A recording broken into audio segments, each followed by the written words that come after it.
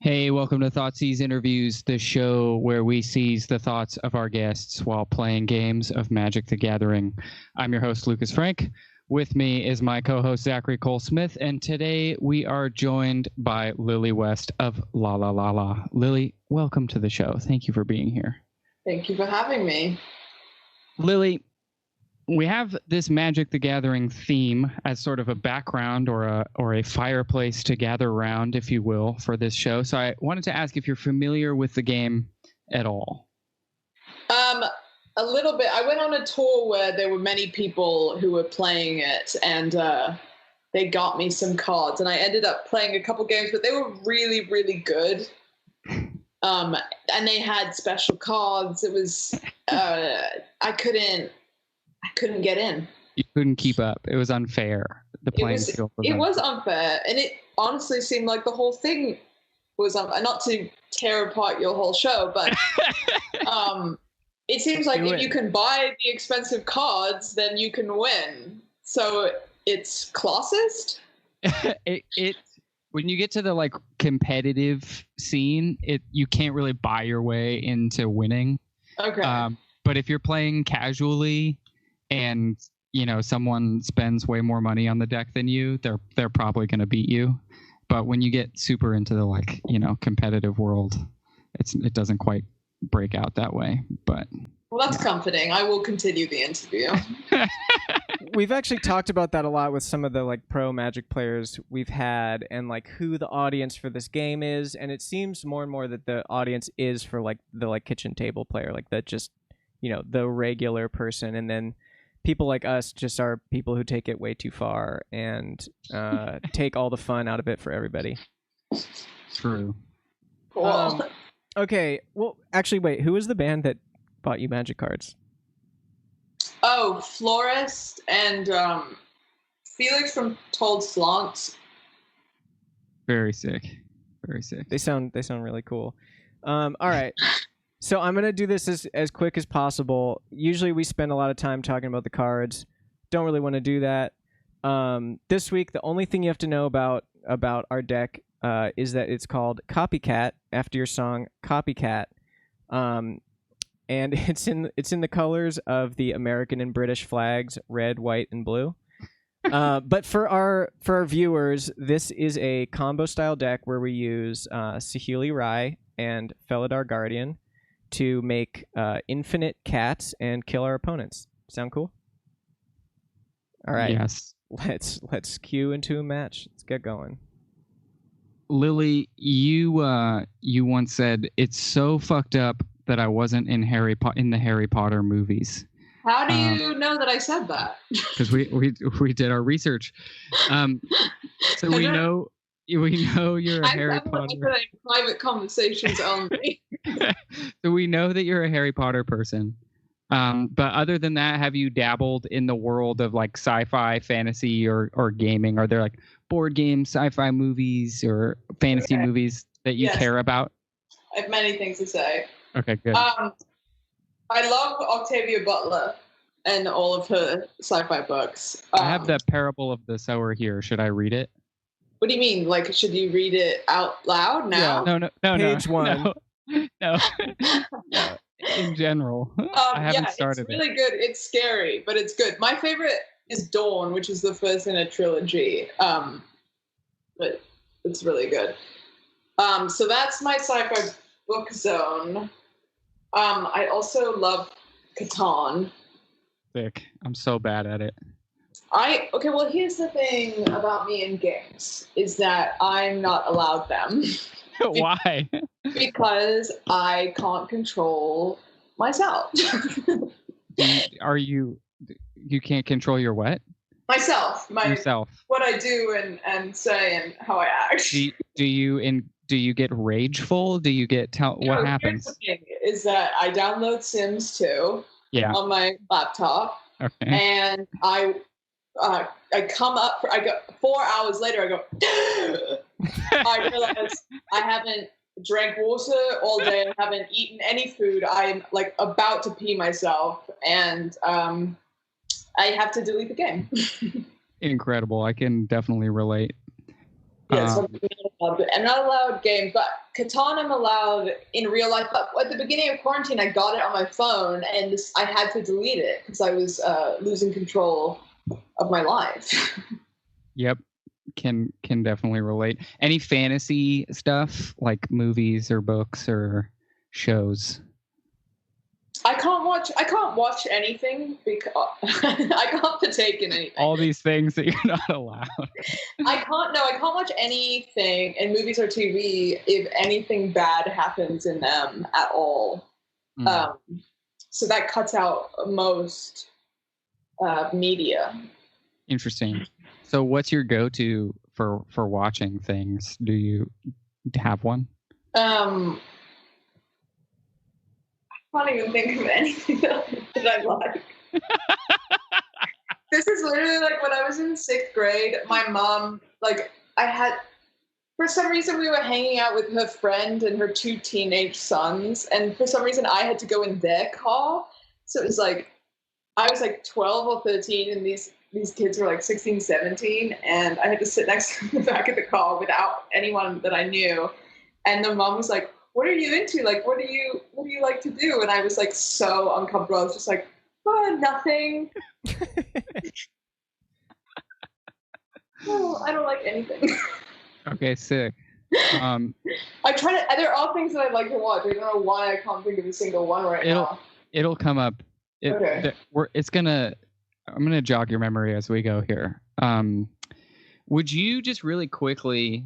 There are these. Should we do the tribe thing, Cole? Do it. Or should we just skip past it? Okay, so there are tribes in Magic the Gathering. There's elves, goblins, merfolk, and wizards. We're gonna break it down to those 4. Which do you think the 3 of us lands in? For yourself, for Cole, and for me. Wait. Elves, goblins, merfolk, which are like fish people. I honestly stopped listening. And wizards. Okay, we're skipping it. No, I like it. I'm an elf. Okay. I've never met Cole before. Okay, so what am I? So pick goblin. Say goblin. I'm going to. Okay. Good. Thank you for saying that. I'm an elf too, for the record. Yeah, he does love elves. That fits your vibe thus far, unless there's some major event. Thank you. All right, so real-ish question. I'm going to quote you here. When you find that someone else is sober, there's suddenly a camaraderie. It's like you immediately know something about each other that you can't really get with other people. I feel like it's from being from the same area or something. It's an immediate understanding. End quote. And there is private conversation. No, it's a public conversation. There is a certain amount of automatic camaraderie amongst the desperate, which is why there's so much kinship found at the fold-out tables of Magic the Gathering tournaments where the desperate gather pathetically with their friends. But there were you've talked about how sobriety has deepened your relationship with your friends, how there were changes in your social life, but that were ultimately for the better. But what I'm interested in is asking you about maintenance and upkeep. You and I have a similar amount of time in sobriety, and as time goes on, there's this sort of like wearing away that happens, like a dry alcoholism. And I wanted to ask you about how things are for you getting on like a few years into sobriety and what's changed. It's getting on, going into AA. I mean, ultimately, yeah. I mean, that's a change for you, right? There's some term, like dry sobriety is not drinking but not going to AA. I thought maybe getting on was another one of those. Yeah, I guess. I mean,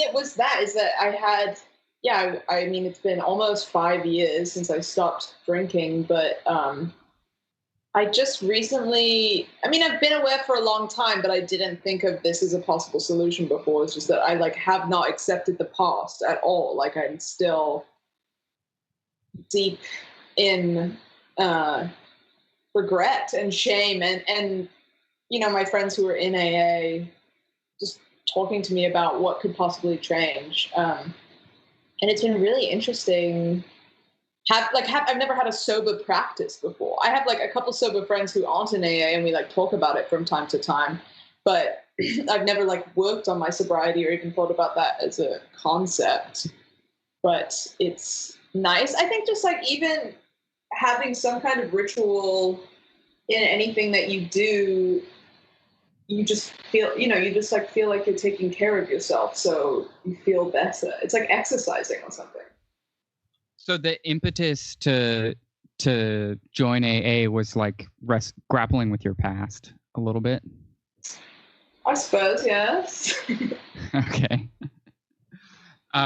And have you felt a significant change in joining the program? Has it been helpful? Has it been different?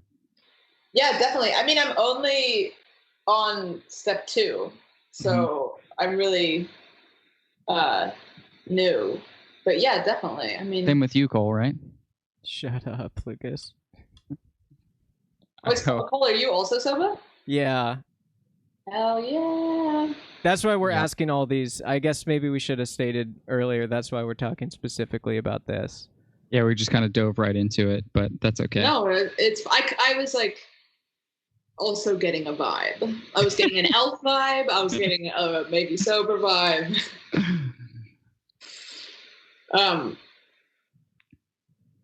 Cole, you want to follow up on that one? Trying to win this game right here.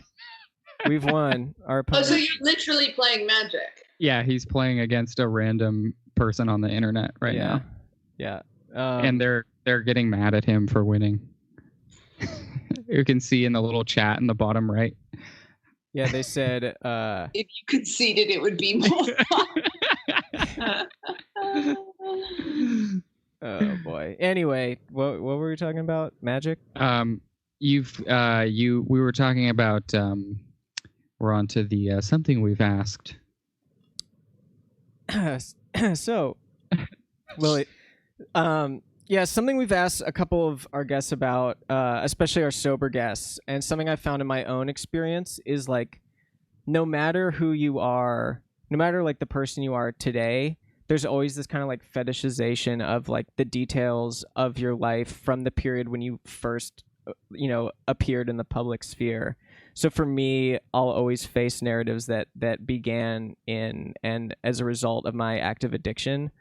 Have you experienced this as someone who found sobriety and clean time in your career? And is there a part of you that wishes you could leave like the biographical details about yourself out of the conversation around your music, or do you think it's important to the context of the music?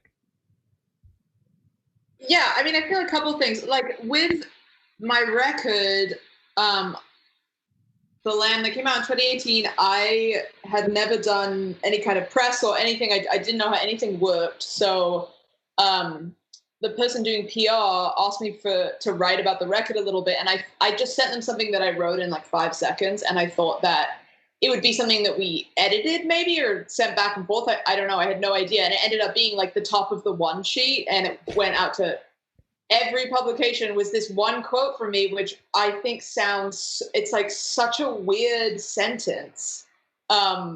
It's like not like I wouldn't turn it in to a school essay. And it's like literally in every interview. And this always happens with media stuff. It just became about like trauma mining. It was like, okay, so you were sober, all these bad things happened. And it seemed like obviously the shorter the article, the more it was just like literally a list of bad things that had happened to me, which I thought was so stupid because, it was so weird. It was like, I didn't even tell people the worst things that happened. It didn't seem totally relevant. And then I also felt like it made it seem like I thought I was such a victim or something. Like I had this like victim narrative that felt totally out of my control, and I really hated. So I feel like moving forward, I'm going to be a lot more specific about how all of that stuff goes out. But that was really frustrating that the only question was like, so stuff was messed up and now you're sober. The whole cycle of touring that record, but I haven't even seen what's going to happen next, because that was sort of like, that was the beginning of my being in public, and yeah, I have no idea what I don't know what they're gonna do next. it's a difficult line to walk, and that you kind of answered my follow-up question, which is like, is it at all therapeutic for you, speaking to journalists about this, or does it feel exhausting or like even worse, exploitative, to be speaking to music journalists about like the complexities of finding and maintaining sobriety when their instinct and their goal is to package it into some kind of either like a sellable redemption narrative or like mining it for, like you said, trauma porn, mining the worst moments of your life to just like blast front and center and get their clicks in, Yeah, I don't know. It's like I was so confused all the time that I wasn't even thinking about it like as concretely as that. Just like I feel uncomfortable with.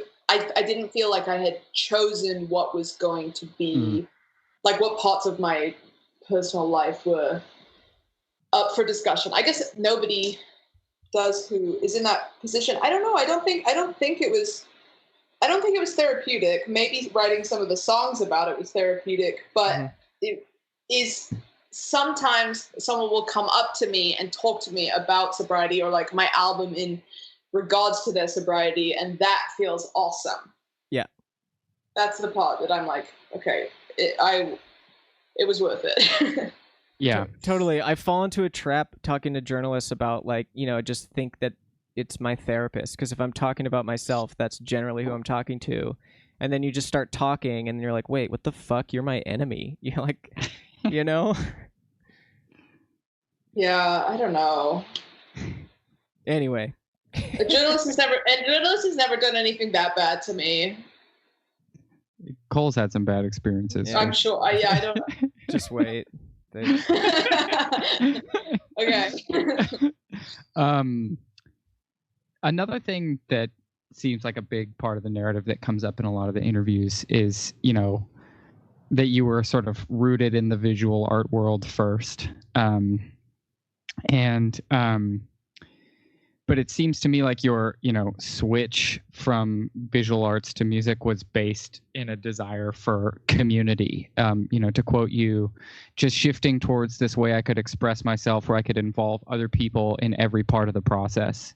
And as your project grows, you seem to be able to be collaborative with more people. Have you managed to keep roots in the Chicago scene? Is that important to you? Do you still feel a sense of community from music as the project sort of gains momentum?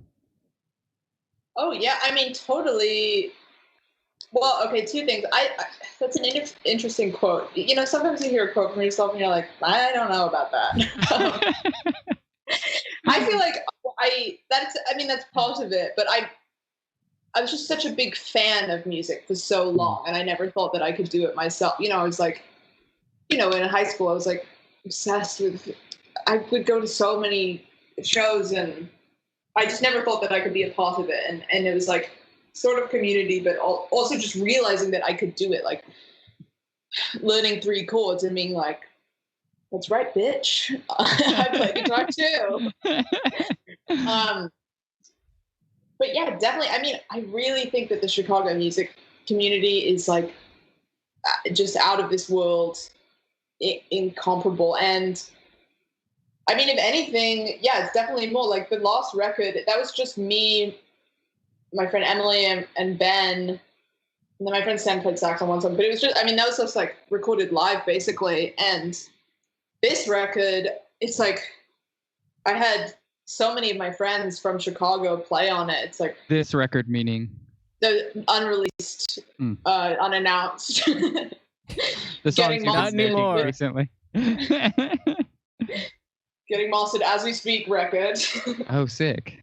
Or she's probably resting now. It's later in the day, I'm sure. Sorry, keep going. This record.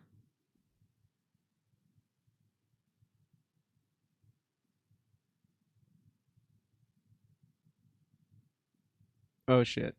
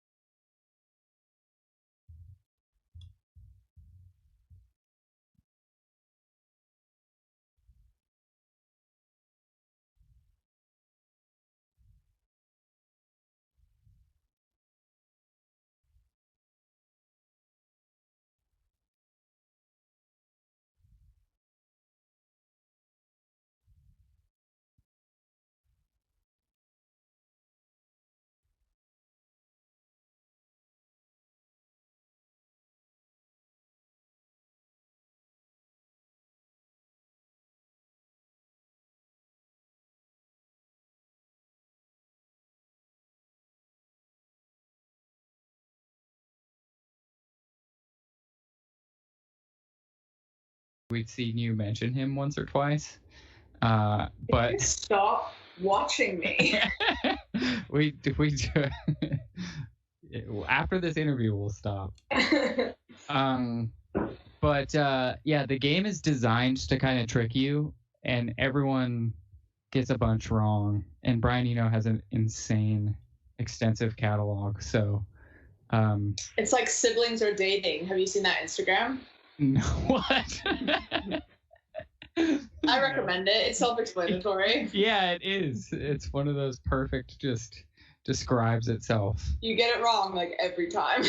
Damn, that's yeah. And you think that you've like figured out. You're like, okay, well, I really think it's the other one, so it's got to be the other one. Right. But always wrong. You're still wrong.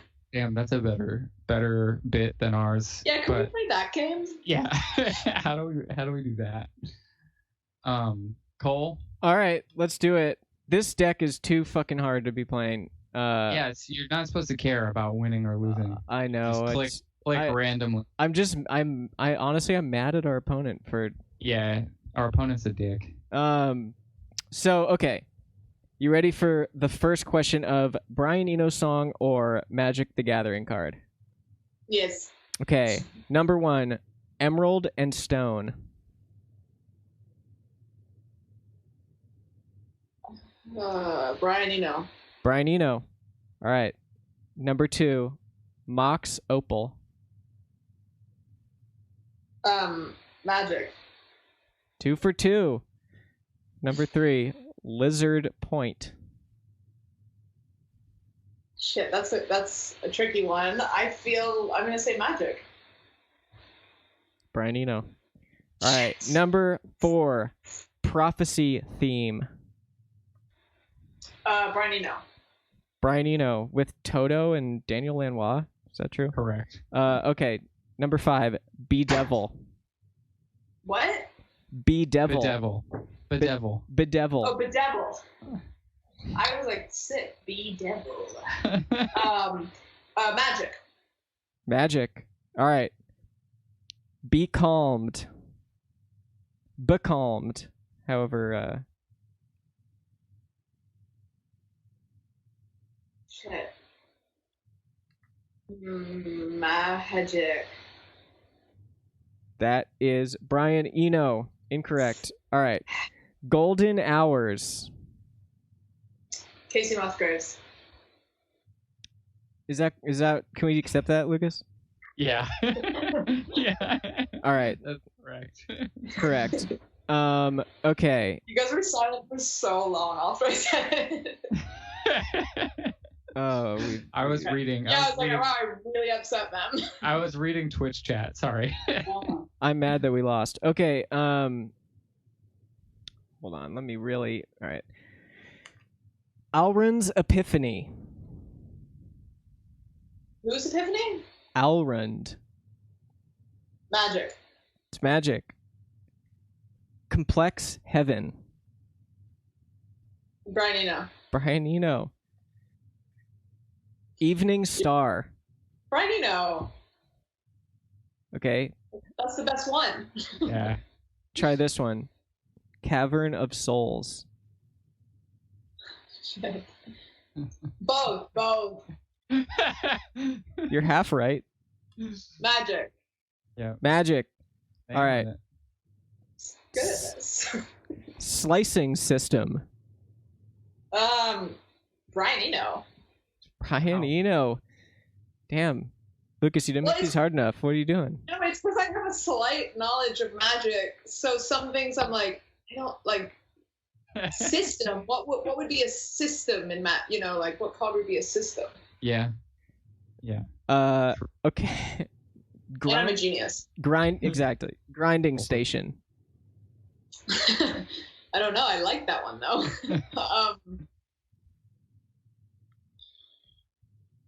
Brian Eno. That is magic.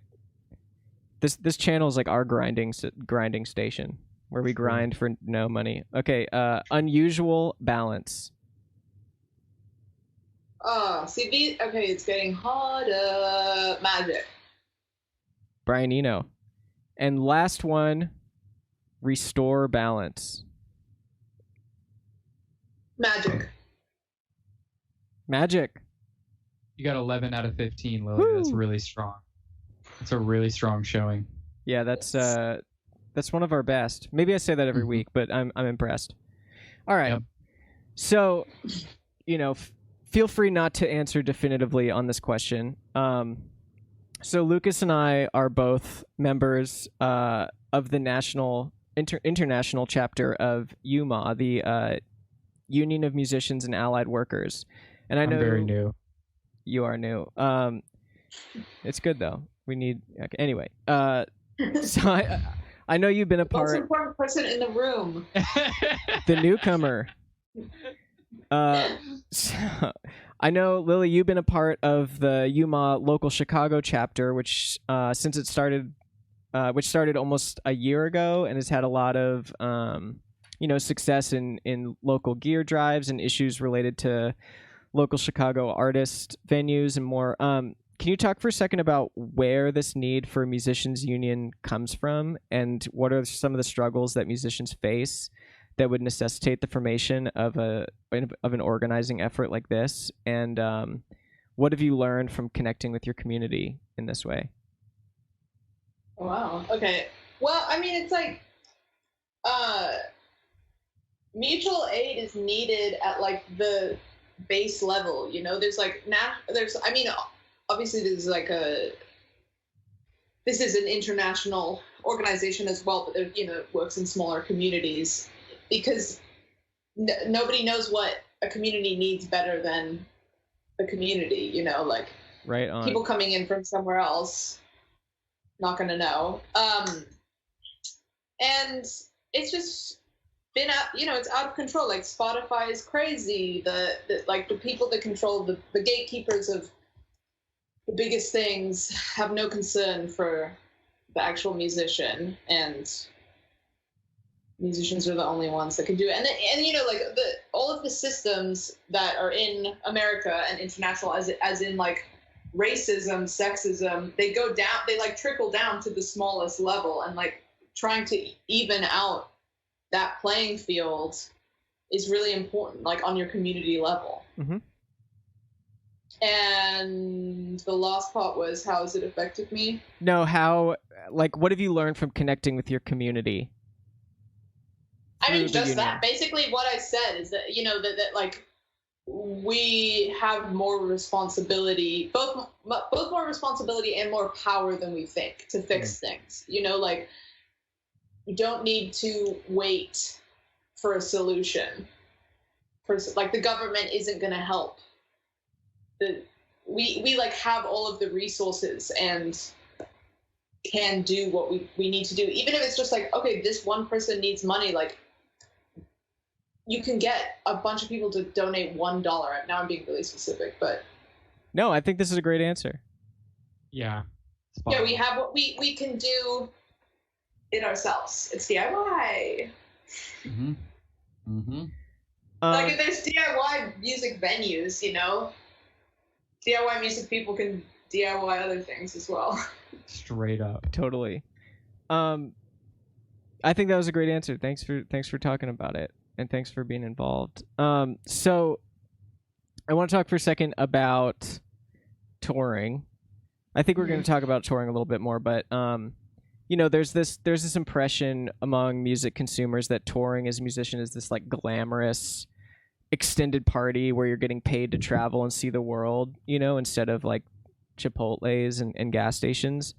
But the pandemic has obviously put our work on an extended pause and called it into question entirely in some cases. So how has stepping back from performing and touring affected your view of touring and of your work in general?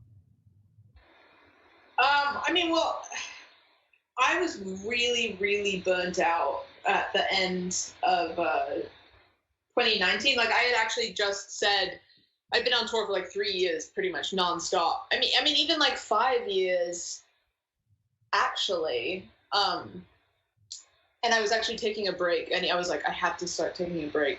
So I feel like I actually feel like I had the opposite experience of many people in that I started to appreciate it again and like miss it. And I feel like the way that I tour and the way that I, like, by the end of the touring, I was like, I can't go to the merch table. Like, I'm just so tired. Like, I can't muster that energy. And now I'm like, I would kill to be at a merch table. Like, I would kill to engage with people in that way. And I feel like what I appreciate is going to be really different. And I actually feel like I realized I was so much luckier than I thought I was. Like, I like have this opportunity to do music full time. And I was kind of a brat by the end just because I was so overworked and exhausted. And now I'll definitely have like more intense boundaries about how much I tour. But I also think that more than anything, I'm just like, I think I'm going to love it like I never did before, or like I did at the beginning when I first started playing music, and I was like, oh my god, this is crazy. Like, but it makes sense. Like, I don't think that's your fault on getting burnt out on it or taking it for granted when you're overworked and you have to constantly do it. You know, like, it makes sense that when you come back to it, you'll be excited to do it because you've been kind of starved from doing it. But there are these two extremes where you've either constantly overworked, having to do it endlessly, or now we're forced to not do it at all and we miss it terribly. But it seems like almost every musician I talk to, there's this like, it's too much. I can't keep doing this. It's exhausting. And in the beginning, it's great. And even if it's a grind and it's hard, it's still great. But then it just becomes too much. And I feel like that's not, you know, I don't think you're bratty for being like, this is insane. That's my take, at least. Yeah, well, I mean, that's why in the future I'll just have, I just made up this rant. I'm like, okay, only 6 months a year. Mm-hmm. But that's sort of random, and who knows what will occur. Yeah. Less is the point, right? Yeah, no. But, you know, I don't know, it might be more. Well, I also just feel like I can't, like, me writing music is I'm like a weird, delicate plant that needs like exactly the right conditions. And like, I can't like be home from in between tours for a week and like write 2 songs. I mean, maybe that's happened once, but it was like extremely rare. I need like to be misted. I need like the right humidity and like, and it has to be like in the morning or something like. So that it's like, if I want to continue being a musician and making records, or like making records that I love and think are good, because I could write a shitty album today. Right. Like, right. It would take me just a couple hours and it would be completely done. But I'll have to tour less because I was only able to make the record I just did and make it the way that I really wanted it to be because I didn't have to tour for a year. Totally. Yeah, I think, you know, there has to be a ton of space to be able to make things, right? We have to be able to, I know what you mean about like the stars aligning, being misted, and having the right conditions, you know? Yes, I'm a delicate plant. I'm going to quote you again, and you tell me if you relate to yourself this time. Okay. I'm trying to take care of myself creatively in whatever way that looks like, whether it be making visual art or frankly working on myself spiritually. Because recently I've been feeling like when I work on myself spiritually as a person, it feels like I'm working on my art a little bit too, end quote. What does working on yourself spiritually mean to you? And can you talk a little bit more about how that work has opened you up creatively? Yeah, I mean, I don't know what it looks like exactly. It's like, it's abstract. It's like just tending to myself and whatever it needs. Like I do, do you know what the morning pages are? Mm-mm. There's this like sort of hippie book that is okay. I don't like necessarily recommend it, but one of the exercises it's called the Artist's Way. One of the things that you do is when you wake up, you journal 3 pages, and it's like absolutely no judgment, like stream of consciousness. And I do that every morning, or I try and do that every morning, and it feels like tending to it just like gets all the stuff.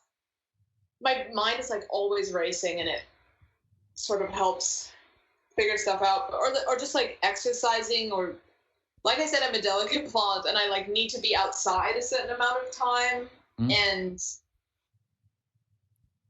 it's just like tending to yourself. I hate to be that guy, but Artist's Way changed my life. That book. Oh, good. Yeah. I like recommend it to everybody that is like making art in general. It's just like a lot of good practical, just like practices for being creative. Yeah, I totally agree with you. I'm like hesitant to recommend it because it's definitely written for like rich people. You know, she's like, take yourself to the museum. Like, just take a day off. Take yourself to a museum. She's like, you want to go scuba diving? Go scuba diving. I can't go scuba diving. You know. But it's like half of it is so amazing, and half of it is like doesn't apply to everyone. But yeah, I've done it twice now. I did it at the beginning of quarantine. You did what? You read the whole book? Yeah, it's actually modeled after 12-step. It's like there's 12 chapters in 12 weeks. And it's like a program kind of thing that you do. Damn, that's sick. I'm gonna have to pick up a copy. Yeah, just take some things with a grain of salt. Yeah. All right, I'm gonna start this question with another quote from you. So this quote is, I really let the game, and we read this, we didn't get this out of your like private text or anything. I really let the game get to me, or maybe let is not the right word. It's so hard. It's so relentless. It's like if you get these milestones, you get this feature, you get this festival, and those are the markers of success and doing well, and this perception of yourself. I really let it get to me, or maybe I thought that I enjoyed it. This time has been letting me reflect on the fact that I don't enjoy it at all. I find the game and this judgment and all this judgment very suffocating to my creative energy. So I guess the question from that is like how do you orient yourself towards fulfillment? We've talked a lot on the show about how the commodification of music is like inherently at odds with an organic artistic process. But like moving forward out of the pandemic, how are you going to make space for your art as people expect more and more, content from artists and from you?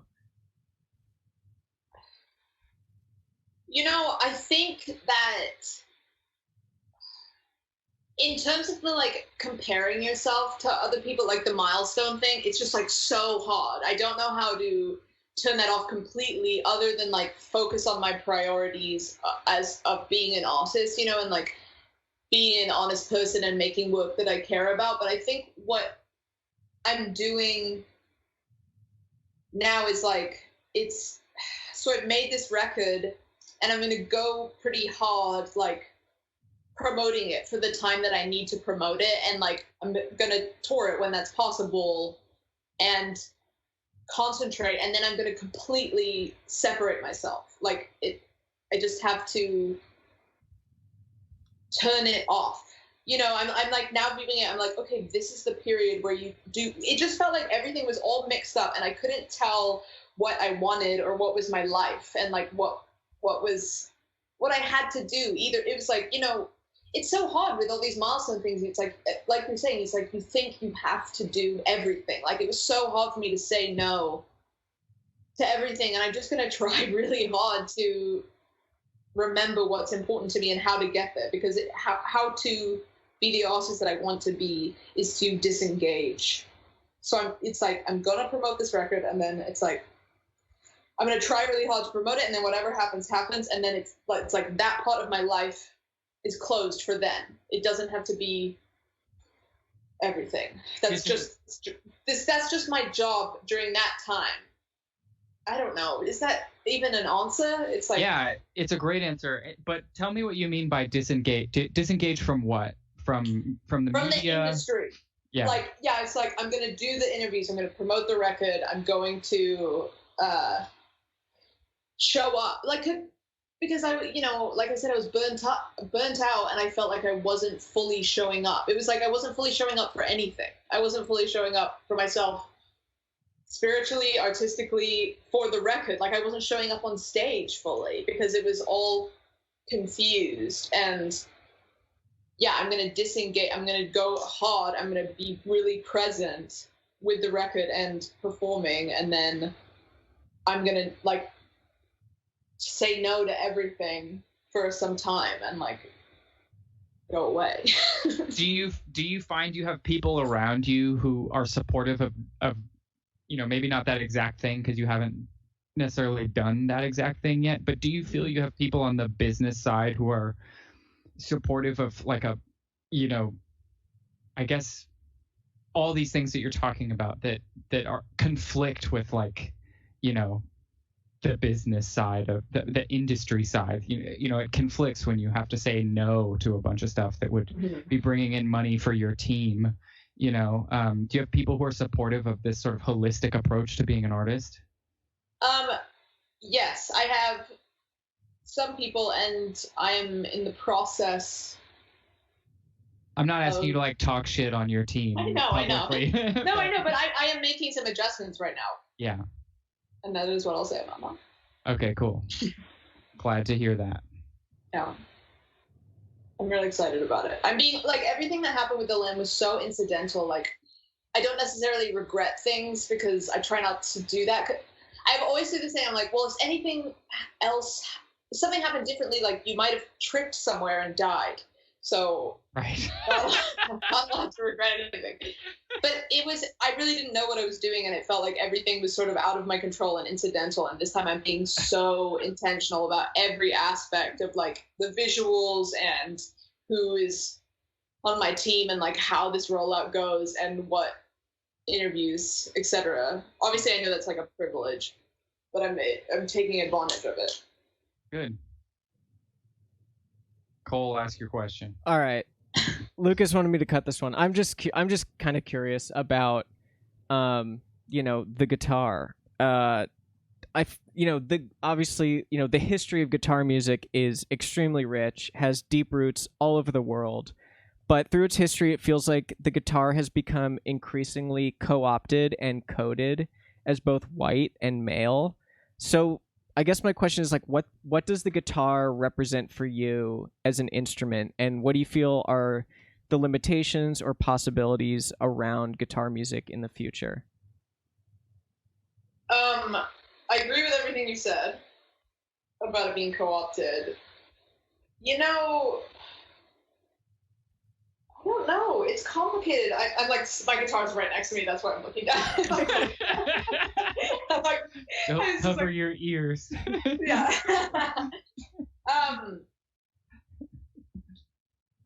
That's a really good question, and I don't know. I mean, It's always the questions that I want him to cut that people are like, oh, it's a good question. It's interesting. I don't know. You know, the guitar has a lot more possibilities than most people engage with it, but there are also people doing crazy and unusual stuff all over the place, just getting less attention. I don't know. I think I was thinking about that recently because I feel like a lot of bands, like myself included, like I made a sort of guitar rock record, and now I've made like a more pop. There's still a lot of guitar on it, and half of it was written on guitar, but there's definitely like a trajectory of like a guitar album and then like a synth album. Totally. And I was thinking about that. I don't know. I can't even remember the question. What are the possibilities?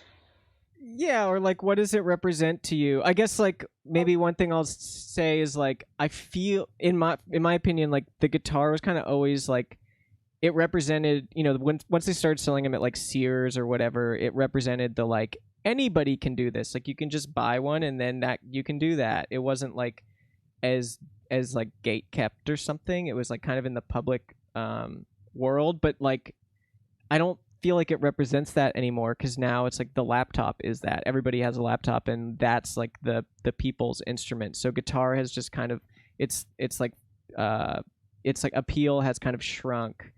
But like I feel like I have a complex relationship with it as an instrument as well, and I think that's completely cool and understandable.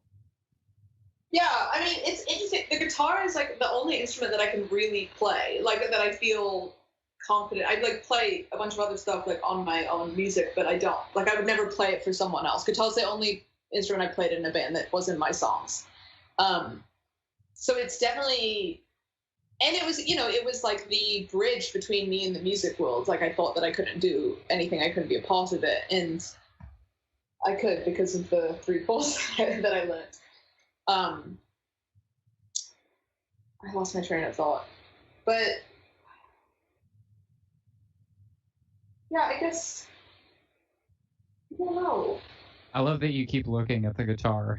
I keep forgetting that I mean that. Like you're asking it. Like I love my guitar. I really love my guitar. What kind of guitars down there? Tell us.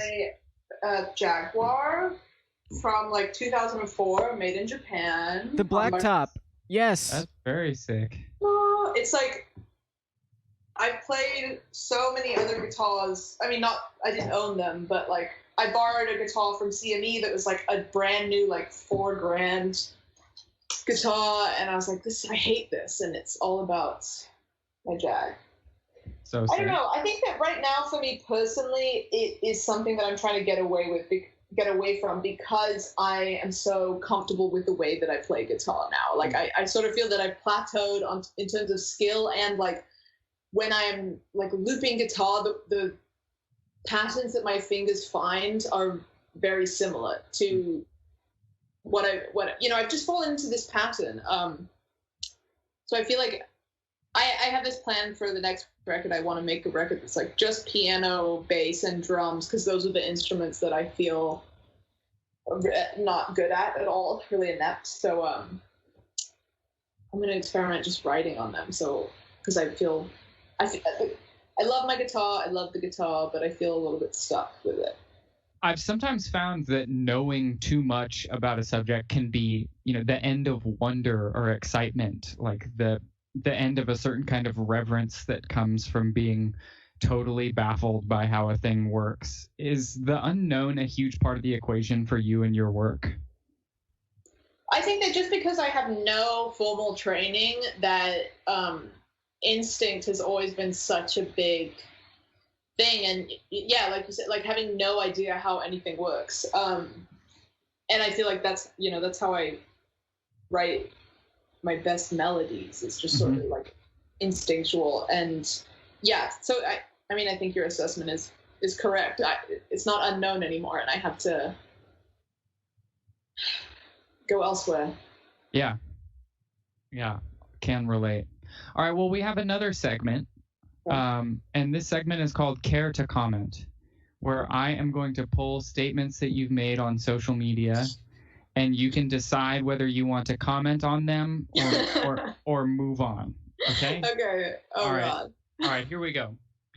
I keep telling my cat that I was pregnant with her and gave birth to her.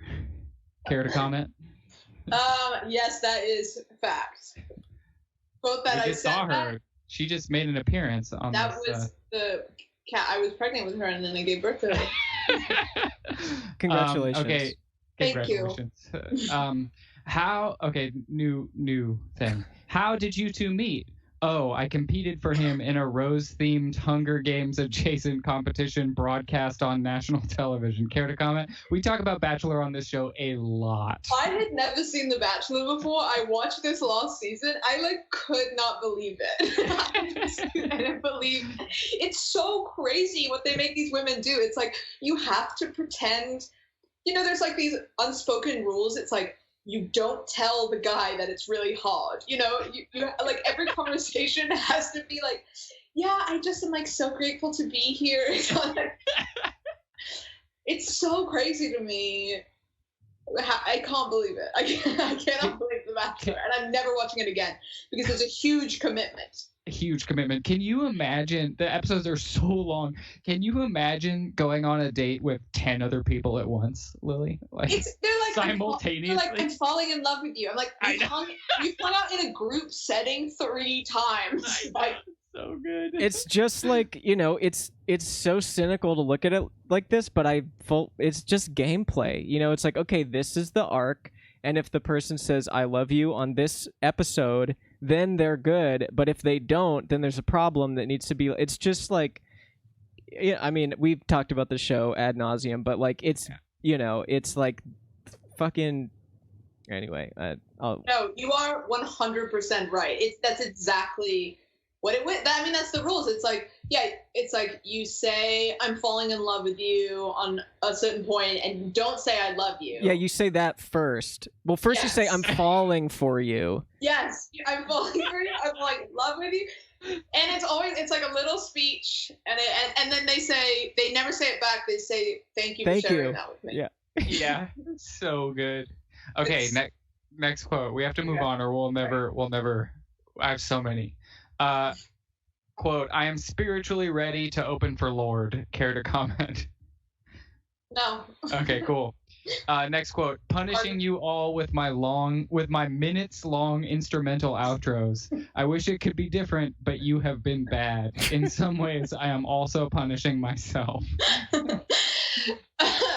The guy who co-produced the record with me was always trying to make things shorter, and I was like, this one song, I was like, it has to be like this. I don't care. It's punishment for all of us. So sick. If you were moving in with someone who had a horrible painting, what would you do? I love that one. My roommate Nikki Knockover, who might be watching right now, he had this dog painting that he insisted on having. It was so scary.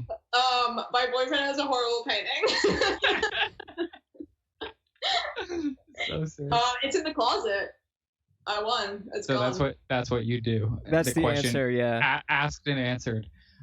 Next quote. Just noticed I've never been on the cover of a magazine. So weird. Anyone else notice this? This is one of my favorite ones. Have you noticed that? I did notice that, and I thought I also thought it was really strange. I don't get it. Yeah, it doesn't make sense to me either. Full moon. Okay, everybody get in the bath. Care to comment? No. Okay, cool. The fact that we can remember how to sing a particular song, ... how to make the mouth throat shapes, ... magical. Care to comment? Move on. The dog just destroyed the almost finished puzzle, and I have accepted that one day I will die. I do not care to comment. Okay. Casually slipping into conversation that I know there are 7 continents. They said, quote, 7-layer Ben & Jerry's ice cream. I said, quote, oh, cool. Like the fact that there are 7 continents. I really like this one. It's really embarrassing that I'm laughing so hard. I like that. I think it's really funny. I totally forgot about that. It's really funny. You should keep doing that. You should keep. So the 7 continents. Well, 7 continents. I think it's really strong. Still remember the way my 101 Dalmatians lunchbox smelled in preschool. I do. Yeah, me too. Okay, I hate movies that are A, set during an airplane flight, B, survivalist situation, someone breaks their leg in the beginning and they have to deal with it the whole rest of the movie, C, the mom and daughter are pregnant at the same time. Yeah. I do hate all those. Yeah, me too. I hate they always break something in the beginning and then it's like they're like leave me behind. Yeah. Just the rest of the movie. And then the last one is just the Steve Martin movie. Father of the Bride. Yeah, disgusting. Hate it. It's good that my bandmates care about packing the gear into the van nicely because I truly could give less of a shit. Just put it in there, in a pile. Get the stuff in the car. I don't give a heck. Do you care to comment? No, I don't care. Okay. Have already done my role as tour punisher by peeling 2 hard-boiled eggs in the back seat. Care to comment? That was live. That was a live tweet. That my bandmate does that, and then when we went to the no Bailey, yeah, we went to the UK and they sell pickled eggs, and then he just transitioned to those, and I was like, wow, like a new smell, new sensation. When I wrote Destroyer, I should have left out the verses and the bridge. It should have just been the chorus over and over. The rest of the song doesn't matter. Sick take. I have a no shoes rule in my house, but I'm too scared to tell anyone who comes in. My friends hate me because I tell them to take their shoes. They hate me because of it. I mean, maybe not because of that, but I get in trouble for asking. Yeah. I don't relate to that because I'm, like I said, too afraid. Too scared to tell. I feel like since I'm wearing my shoes right now again, but since I started not wearing shoes in the house. When I see people in movies wearing their shoes in the house, I'm like, gross. The fuck? Grow up. Jesus Christ. Yeah, I agree. All right. Well, that ends our segment. I think I wanted to end on a somewhat sincere note. Okay, well, give me a second because I'm still coming down. There's some good. I love your Twitter. There's some really good shit. Thank you. I really enjoyed revisiting some of those. Plug it. What's your Twitter? Lillie Lala Music. Lillie.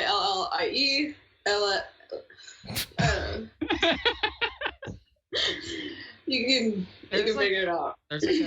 There's like a Mitch Hedberg quality to some of them where they're just like really strong one-liners, and they just. Thank you. I haven't had inspiration in a while. I've been going through a dry period. Oh, I can understand. Well, Cole, how are we doing in the game, by the way? Are we winning? Are you winning, son? I don't know. I don't care. I hate this deck. Okay, sick. Lillie, I feel like after, lurking you super hard this past week and just reading a bunch of interviews, I've been trying to there's this theme that seems to be coming up of like collaboration and support for others seems to be at the core of you as a person and your project. You're very much the nucleus of the project, but I feel you have this real talent to elevate your collaborators and have this greater than the sum of our parts experience when you work together. Is supporting others the key to supporting yourself? Okay, Yeah. 12th step, baby. Yeah. Yeah, it is. I don't know. That's nice. Thank you. That's a nice thing that you said. I don't know. I just feel like there are so many beautiful geniuses around me everywhere.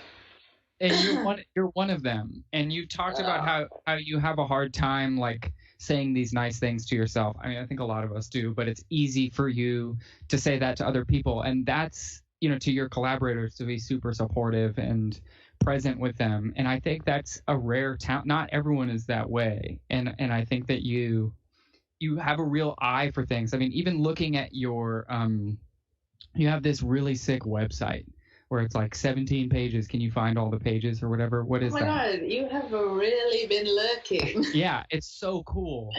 And, thank you. And it's and shout out to the Creative Independent. You did an awesome interview with them, and we quoted that interview a bunch here. And I think Brandon does such great work. Yeah, he's awesome. I love TCI. Super cool. Yeah, I think that's where I found that link. I'm not sure. But anyway, it's a cool look into your perspective on things, and it's all about it. To me, a lot of it is about the people around you and traveling, and there's just this like, I don't know. I got a lot of admiration, like sensed admiration from you in those photos and for the people around you. And I think that's a real gift of you and your project, to end on a sincere note. FWIW. That stands for what it's worth, right? Sure. You know about me and Oh yeah, you had a rough time. Yeah, I'm not so good when I reached out to you about this show. You. I just want to be a responsible, good person on this earth and also be happy. Yeah, it's hard enough doing those things. It's just it's just like a insane place that we live. And we have to take care of each other and also try and find joy wherever we can, because it's desperately being tried to be sucked from us. Even if it's in a children's card game. Magic the Gathering is for adults. Thank you for saying that. It says 13 plus on the cards, so. Wow. That's not. Well, you said all that nice stuff about me, and this is what my gift back to you. Thank you. Magic the Gathering is for adults. Thank you. Thank you for that. Thank you for that affirmation. Yeah, we needed that. Lillie, is there anything that you have an unannounced album in the works? Yes. Is there anything you want to plug as we wrap up? Pre-save my unannounced album. It's not going to be announced for several months, so. Sick. Pre-save but it. It's really good. I'm psyched to hear it. I can't wait to share. Thanks for having me. Sorry. I'm like a baby. I'm like tired now. Like. I mean, we put you through a lot. We went back all the way to the very end of your Twitter. We made you do Brian Eno or Magic the Gathering card. It's been a ride. I had a fantastic time. It's so fun talking to you. It's been too long. Should we read the promises? No. Should we do the prayer? The Serenity prayer? Yeah, with the Wii version.